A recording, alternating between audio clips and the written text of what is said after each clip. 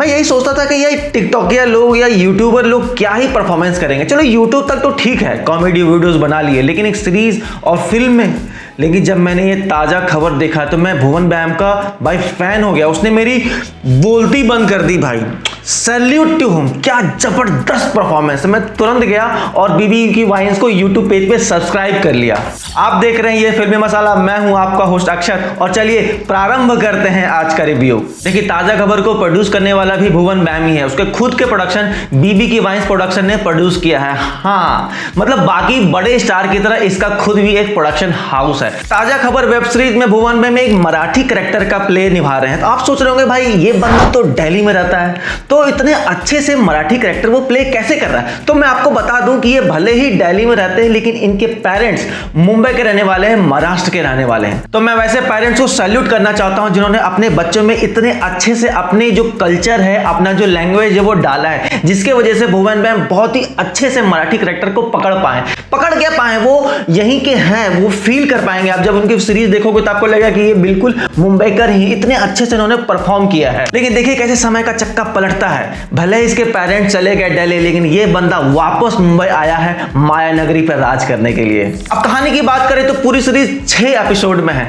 तो पहला एपिसोड जो लगभग एस्टेब्लिशमेंट किया है कि कैरेक्टर को एस्टेब्लिश किया गया है। तो अपना जो मेन कैरेक्टर है भुवन, ये एक सौलभ शौचालय में जॉब करता है। यस, जहां पे लोग पैसे दे करके पेशाब के लिए जाते हैं या बाथरूम में जाते हैं, तो उस जगह पे ये जॉब करता है। और साथ में ये भी एस्टेब्लिश करा गया है कि इसकी जो माँ है वो घर का कामकाज करती है, इसके जो पिताजी है वो किसी फैक्ट्री में जॉब करते हैं, मतलब बहुत नीचे स्तर पे रहते हैं, किसी चौल वाले एरिया में रहते हैं। और ट्विस्ट ये है कि इसको एक ऐसी लड़की से जो प्यार है जो ऑलरेडी किसी प्रोस्टिट्यूट है और ब्रोथेल में काम करती है। तो बहुत ही क्लीशे टाइप का कहानी है कि मतलब ऐसे बहुत सारी फिल्में आप देख चुके होंगे जो अपना हीरो है वो किसी प्रोस्टिट्यूट को प्यार करता है या दिल दे के बैठा है। तो इस तरह से कहानी स्टार्ट करती है, एस्टेब्लिश करते हुए जाते हैं। मुझे कहानी का जो स्टार्टिंग का जो सीक्वेंस है, जो 3 सीन है, वो बहुत अमेजिंग लगा। मतलब पहला ही सीन ऐसा है कि जहां भुवन बैम आपको डबल रोल में दिखेंगे। अब तो भुवन बैम को हमेशा से हम लोगों ने डबल रोल में देखा है, तो मुझे वो देख करके कहीं ना कहीं अच्छा लगा कि चलो डबल रोल से स्टार्ट किया है। और फिल्म स्टार्ट होती है वॉइस ओवर से,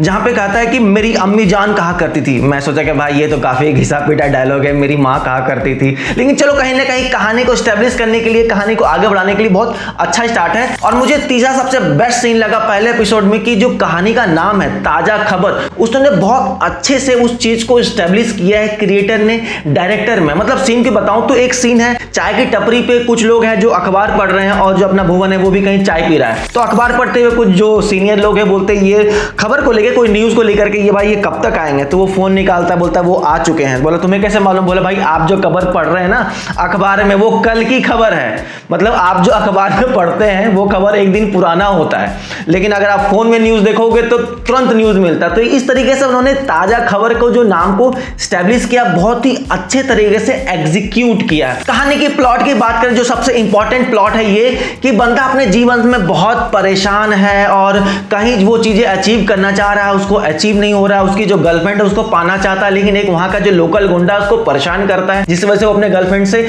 मिल भी नहीं पाता है। और उसके माँ बाप भी काफी परेशान है, गरीबी के तंगी हाल में है, पैसे कर्ज से डूबे हुए हैं। उस चाल में वो चाहता है कि कैसे वो पैसे ज्यादा कमा सके। लेकिन उसका जो नेचर है वो बहुत अच्छा है, काफी लोगों को हेल्प करता रहता है। इवन कभी सीनियर लोग कभी बाथरूम में गिर जाते हैं तो उसको उठाता है, उसकी टट्टी साफ करता है। तो एक अच्छा कैरेक्टर दिखाने की कोशिश किया गया और दिखा भी रहे हैं। लेकिन इसी दौरान जब वो अपने सारे स्ट्रगल कर रहा हो तो तभी उसको एक लेडी आशीर्वाद देती है कि अब से तुमको जितने भी फ्यूचर वाले न्यूज हैं तुमको पहले ही मिल जाया करेंगे।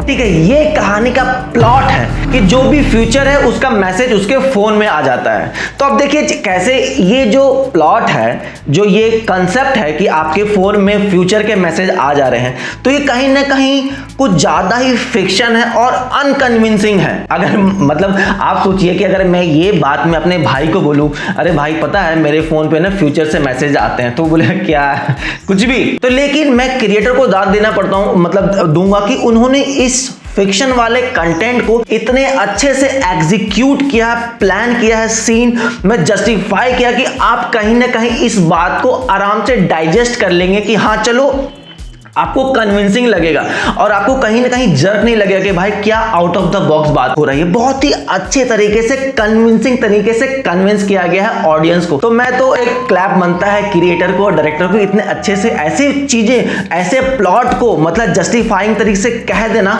बहुत अमेजिंग होता है। चलिए फिर कहानी की आगे बढ़ता है। तो जैसे 6 एपिसोड है तो लगभग आधे सीरीज है, मतलब 3.5 एपिसोड तक तो उनका स्ट्रगल ही चल रहा होता है कि वो चीजें अचीव करने की कोशिश करता है लेकिन अचीव नहीं हो पाता। लेकिन आधे एपिसोड के बाद, 3.5 एपिसोड के बाद एकदम से उसके जज्बात पलटते हैं, बात पलटती है, कहानी पलटती है, जहां से अब वो जो फ्यूचर के मैसेजेस आ रहे हैं उससे वो बेटिंग चालू करता है और पैसे बनाना चालू करता है। और जब वो पैसे बनाना चालू करता है तो पैसे बनाते जाता है, अमीर होता जाता है और उस पैसे से वो अपने सारे ख्वाहिशें पूरी कर लेता है जो उसके जीवन में चाहिए होते हैं। वो उस पैसे से ब्रॉथल में जाता है और अपनी गर्लफ्रेंड को खरीद लेता है, अपने माँ के लिए वो बंगला खरीद लेता है जहां पे वो काम करती थी। इस तरीके से हम दिखाते कि अब जहां पहले के पार्ट में, मतलब अगर मैं 2 हिस्सों में बांटूं तो पहले के पार्ट 1 में उसकी लाइफ काफी डाउन थी और पार्ट 2 में उसको जो चाहिए वो मिलता जा रहा था, एकदम बादशाह की तरह लाइफ जी रहा था और जो चाहिए कंप्लीट होते जा रहा, और इस तरीके से कहानी बढ़ते जा रही। लेकिन बीच में मतलब आई गेस चौथे और 5वें एपिसोड में ना कहानी थोड़ी सी ड्रैग करती है, थोड़ी सी, हाँ एकदम बिल्कुल जरा सी,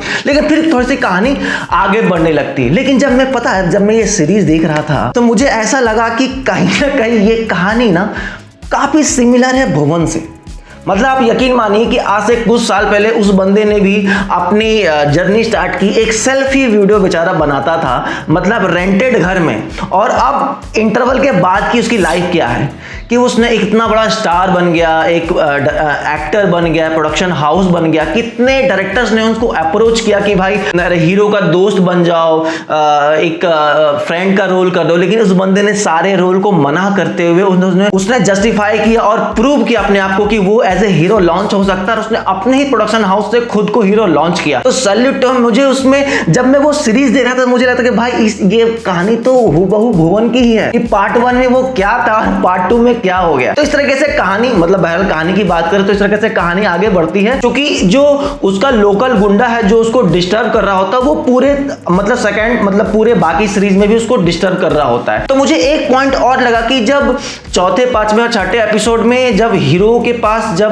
पावर आने लगा तो विलन काफी मतलब वीक हो गया। मुझे ऐसा लगता है कि जब विलन स्ट्रांग होता है ना तो हीरो को और स्ट्रगल करना पड़ता, तब कहानी देखने में थोड़ा और ज्यादा मजा आता। वैसे कहानी अच्छी है लेकिन मुझे ऐसा लगता है कि थोड़ा सा विलन को थोड़ा और स्ट्रांग होना चाहिए। मतलब विलन इतना खासा कुछ डैमेज नहीं कर पाया हीरो को, विलन ऐसा होना चाहिए ना कि डैमेज कर सके हीरो को। अगर मैं पुरानी कहानी की बात करूं तो एक राम थे, एक रावण था, ठीक है, दोनों को सीता चाहिए था। सेम चीज इस वेब सीरीज में भी है कि अपना हीरो है और एक लोकल गुंडा है, दोनों को एक लड़की से प्यार है और दोनों उनको चाहते हैं, लेकिन अपना विलन स्ट्रांग हो, जैसा रावण स्ट्रांग था, उसको हराने के लिए राम को मतलब बहुत मेहनत करना पड़ता। जहां पे जो विलन है मतलब रावण, वो शक्तिशाली है, साथ में विद्वान भी काफी है, उसी प्रकार से अपना विलन भी काफी स्ट्रांग होना चाहिए। तो थोड़ा सा यहाँ पे विलन थोड़ा वीक था, लेकिन ओवरऑल कहानी की बात करें तो काफी एंगेजिंग रही, मुझे देख के काफी मजा आया।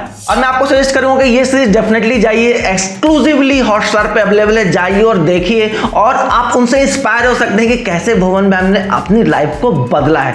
तो मेरे वीडियो का होता है यहाँ पे पूर्ण विराम और मिलते हैं किसी नेक्स्ट सच्चे मुच्चे रिव्यू में। Thank you so much.